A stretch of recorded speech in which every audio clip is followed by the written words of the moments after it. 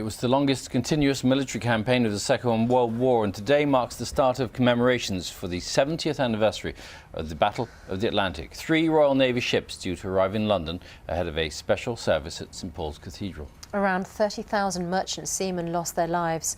Robert Hall has been speaking to some of those who survived.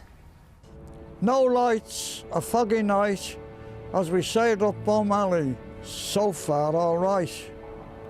All in line, convoy bound. On a warm spring evening, Jack Brotheridge's poetry speaks of the dark days at sea, which changed him forever. But what you see is a dramatic incident in the Battle of the Atlantic. It was Winston Churchill who first referred to the Battle of the Atlantic. The longest naval battle in history haunted him for 5 years. Britain needed 1 million tons of imported food, fuel, equipment and arms every week to survive and fight. And Hitler's U-boats had just one mission: to sink Allied ships and to maintain the blockade. I remember one that was quite close, and as I looked at her, She went. just seen the water going up and the bang hits us back, and she starts to break in the middle. Operating in wolf packs, the U-boats dodged the naval escorts to pick their targets in the slow-moving columns.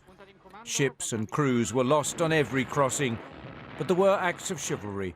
Frank Holding was aboard the liner Laconia, torpedoed whilst carrying nearly 3,000 crew, passengers and Italian prisoners of war. I went aboard the U-boat, and they had like tubes, like Vaseline, and he put in the palms of my hands and banded my hands up.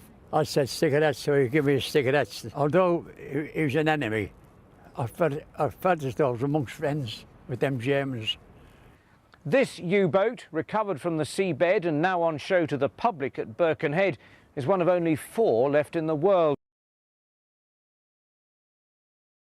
Destroyed during their attacks on Allied shipping, but not before they'd sunk thousands of merchant navy vessels and claimed over 30,000 lives.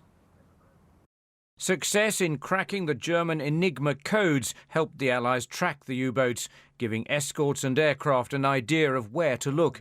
Jack Thomas was one of the young pilots who flew from cargo ships hastily converted to aircraft carriers. There was a constant stream of U-boat attacks right through the rest of the war. If an aeroplane was coming, the U-boat would get underwater. Underwater, they were slower than the convoy. So you didn't need to sink them, you just had to keep them down, because they were good defensive, preventive medicine. The Battle of the Atlantic was won, but at a terrible cost. Those journeys through mountainous seas at constant risk of attack can never be wiped from the memories of the men who survived. I got me life, I'm a lucky man. I thank God I've got me family around me, you know. I love my country, and I'll do anything to stop people taking it over. Robert Hall, BBC News, Merseyside.